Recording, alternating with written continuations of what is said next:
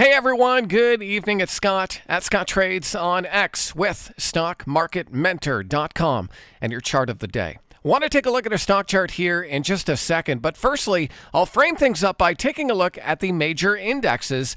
Bit of an ugly distribution type day here on SPY with a higher open, a lower close, and it came on slightly higher than average volume. So not a great day on the index. QQQ, very similar. Higher open, lower close, just slightly lower than average volume. And so when we get days like this, what I like to do is search for relative strength.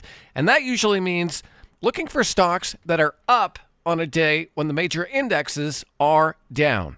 One of those stocks that I found today was Sea Limited, ticker SE. We have Sea Limited back above its 50-day moving average. That's the red line here on the chart. And it came on higher than average volume. And it was coming as it broke out of a pretty clear downward sloping trend line pattern where this level has been acting as resistance right here, and today we got above, closed above, and did it on good volume. So I would look for some continuation, some follow through here on Sea Limited, and maybe have an alert on this stock in and around 161, 162, and look for a move through that level coming on volume.